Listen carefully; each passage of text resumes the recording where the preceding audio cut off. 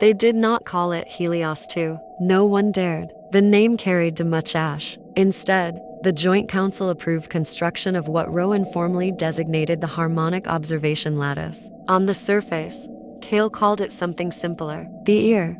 It would not reflect sunlight. It would not bend magnetic flux. It would not attempt to phase lock a star. It would measure a ring of orbital microsatellites, lightweight and non-magnetic, positioned beyond debris fields, equipped with ultra-sensitive magnetoplasma interferometers, designed to detect stellar oscillation coherence across interstellar distances. No amplification, no injection, only reception. In Eden 12E's assembly chamber, Halberg watched the first units deploy. If this becomes another interference system, it won't, Rowan said firmly. You can't guarantee that. No, he admitted. But we've learned what happens when we try. On the surface, Clara stood beneath the clear sky as the first satellites aligned. She felt nothing dramatic, no surge, just quiet. The sun pulsed in its layered harmonics. Distant stars flickered in subtle coherence. Earth was listening without speaking. Cale stood beside her. You don't feel threatened, he said. No, why? She considered. Because we aren't forcing anything. Mara approached from behind. And if what we hear is dangerous? Clara looked upward. Then we'll decide what to do with knowledge, not fear.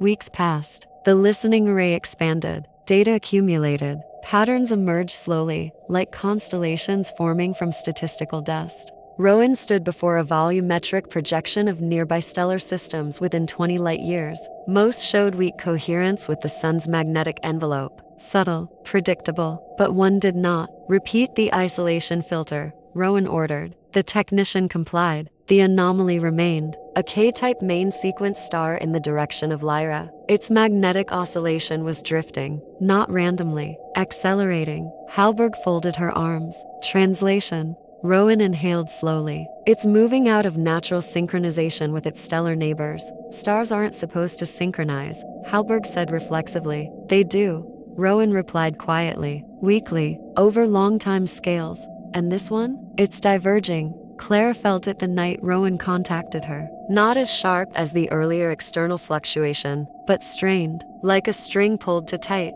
It's closer than before, she murmured. Cale looked up. All I see are stars. Rowan's projection flickered into existence between them. You're detecting the deviation. Yes. Can you describe it? Clara searched for language. It's not silence. It's tension. Rowan nodded grimly. Our data indicates increasing magnetic instability. Mara's expression hardened. What does that mean for us? Rowan hesitated. If the divergence continues, it could culminate in a major stellar event. Define major, Cale said. Significant flare amplification. Possibly coronal mass ejections at levels capable of affecting nearby interstellar medium. Claire's breath caught. How far is it? 25 light-years. Relief flickered across Cale's face. That's too far to matter.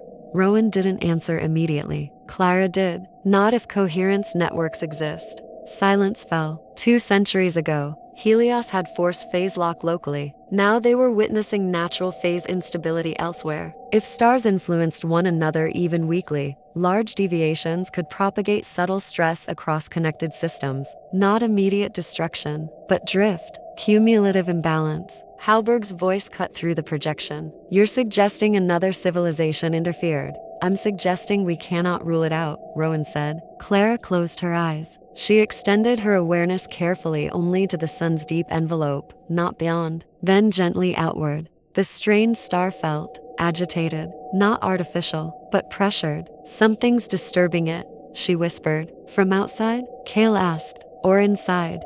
The listening array refined its measurements. Spectral analysis revealed unusual interior magnetic shear in the Lyra star. Not entirely unnatural, but accelerated beyond expected stellar evolution models. Rowan addressed the Joint Council. If the instability continues, the star could enter a hyperactive magnetic cycle lasting decades. Halberg's gaze was sharp. And enhanced radiation output? Mara asked the question no one else did. Could that shift the wider harmonic balance? Rowan nodded slowly. Yes. Clara felt cold despite the warmth of sunlight. If one node destabilizes, she said softly, the network adjusts. Cale frowned. Adjusts how? She met his eyes. By redistributing stress. Days later, The sun's oscillation amplitude increased by 0.3%, small, but measurable. Rowan stared at the data. It's responding.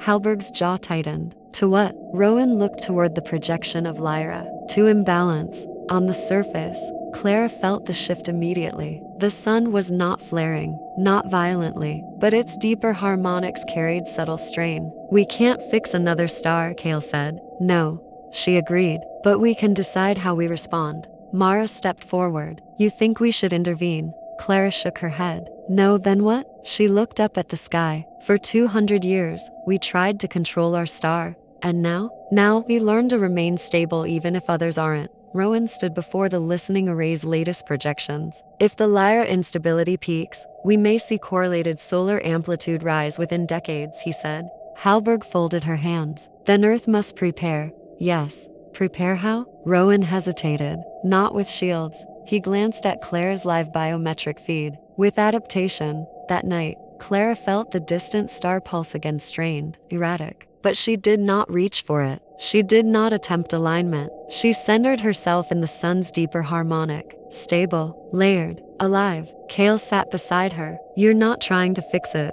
No, why? She watched the stars of Lyra flicker faintly. Because balance isn't enforced from outside. He studied her face. And if the imbalance spreads? She smiled faintly. Then we become strong enough to endure it. Far beyond the heliopause, magnetic filaments trembled faintly. The sun adjusted by fractions. The distant Lyra star strained against its own turbulence. The listening array recorded everything. Humanity no longer shouted at the sky. They listened. They measured. They adapted. And for the first time in history, they understood that survival was not about conquering a star. It was about belonging to a universe that never stood still.